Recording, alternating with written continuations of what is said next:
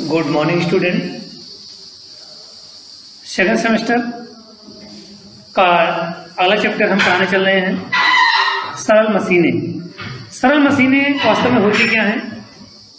सरल मशीन यानी किसी भी कार्य को सरलता से करने के लिए जिन युक्ति या उपाय का प्रयोग करते हैं वो सरल मशीनें कहलाती हैं। सरल मशीनें जो हैं बल आघूर्ण के या बल आघूर्ण के सिद्धांत पर कार्य करती हैं। सरल मशीन एक ऐसी युक्ति है जिससे किसी भी सुविधाजनक बिंदु पर बल लगाकर या किसी अन्य बिंदु पर रखे हुए भार को उठाया जाता है। इसे ही हम सरल मशीन कहते हैं। एग्जाम्पल के तौर पर हम देख सकते हैं उत्तोलक। सरल मशीनों में सबसे पहले आता है आपका उत्तोलक, फिर आता है आपका घिरनी, नट समतल और आता है आपका स्क्रू। आज ऐसे बहुत सारे उदाहरण हैं जिसके द्वारा हम सरल मशीन को एग्जाम्पल के द्वारा बता सकते हैं। तो उत्तोलक सबसे पहला पॉइंट है आपका उत्तोलक। उत्तोलक जो है, उत्तोलक के मेन 3 बिंदु हैं। इन्हीं बिंदुओं के आधार पर हम उत्तोलक का अध्ययन करेंगे।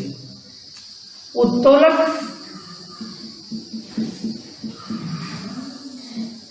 के बिंदु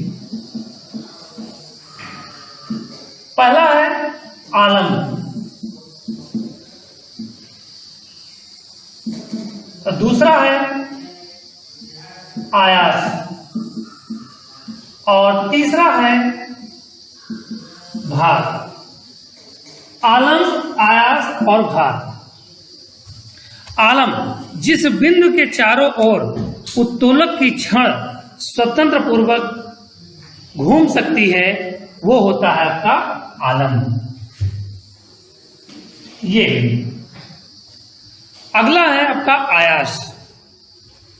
आयास उत्तोलक को उपयोग में लाने के लिए उस पर जो बल लगाया जाता है उसे आयास कहते हैं।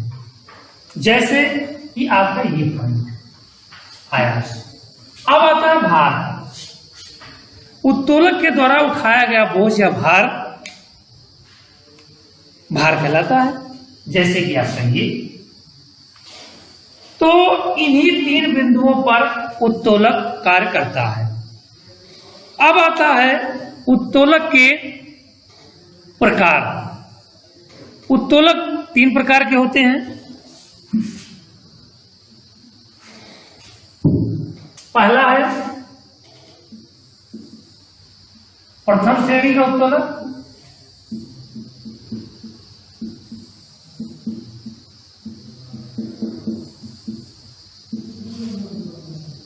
प्रथम श्रेणी का उत्तोलक। प्रथम श्रेणी के उत्तोलक में यांत्रिक लाभ 1 से अधिक या 1 के बराबर या 1 से कम भी हो सकता है। प्रथम श्रेणी के जो उत्तोलक होते हैं उनका यांत्रिक लाभ जो होता है वो 1 होता है या 1 बराबर होता है 1 के, और या फिर 1 से कम भी हो सकता है। और सबसे सिंपल उदाहरण है इसका कैंची।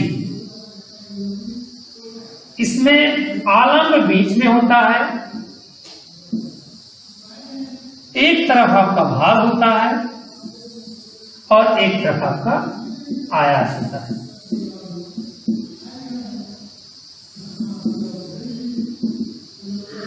ये है आपका प्रथम श्रेणी का उत्तोलक।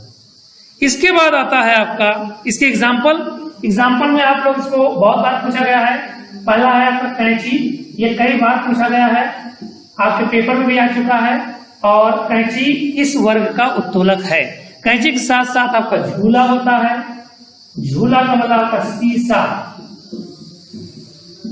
एक झूला होता है। और इसके बाद आता है आपका नाव की पतवार। नाव की पतवार ये जो है इसके एग्जाम्पल हैं। प्रथम श्रेणी उत्तोलक के। इसके बाद आता है आपका द्वितीय श्रेणी का उत्तोलक।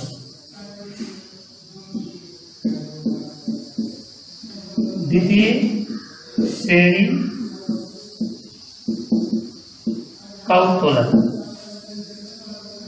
द्वितीय श्रेणी के उत्तोलक में यांत्रिक लाभ 1 से अधिक होता है। यांत्रिक लाभ 1 से अधिक होता है और इसका भार जो होता है बीच में होता है। इसका जो फिगर बनेगा ये आयास होता है आपका, ये आपका भार होता है और यहां पे आपका आलम होता है। आलम यहां पे होता है। ये इसका सबसे बढ़िया इसका जो है एग्जाम्पल जो है वो है सरौता। इसका सरौता कैसे होता है आपका, कुछ इस तरह से।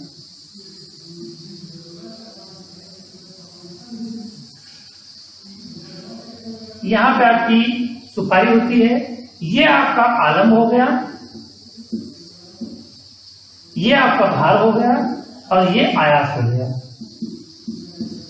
तो सरौता द्वितीय श्रेणी उत्तोलक का सबसे अच्छा उदाहरण है। इसमें एक पहिए वाला कुआं ढोने वाली जो गाड़ी होती है उसका एग्जाम्पल वो भी है।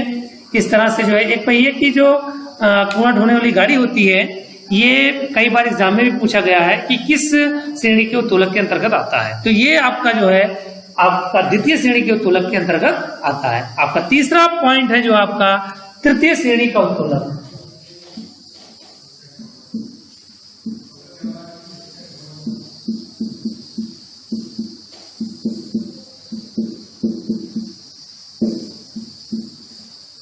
तृतीय श्रेणी उत्तोलक में यांत्रिक लाभ जो होता है वो सदैव क्या होता है, 1 से कम होता है।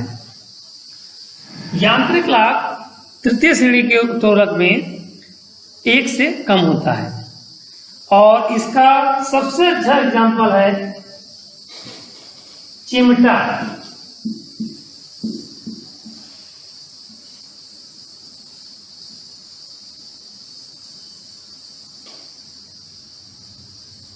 ये आपकी ये भार हो गया आपका, यहां पे आपका लग गया आयास और ये आलम। यानी कि आलम, आयास और ये भार। तो इस तरह से हम तृतीय श्रेणी उत्तोलक को जान सकते हैं कि हाँ आलम कहाँ है, आयास कहाँ है और भार कहाँ है। और इसका सबसे अच्छा एग्जाम्पल जो है वो क्या है, चिमटा है। तो ठीक है बच्चों, इसके बाद हम नेक्स्ट आपकी अगली क्लास लेकर आते हैं। तब तक के लिए आप लोग इसका अध्ययन करिए। Thank you.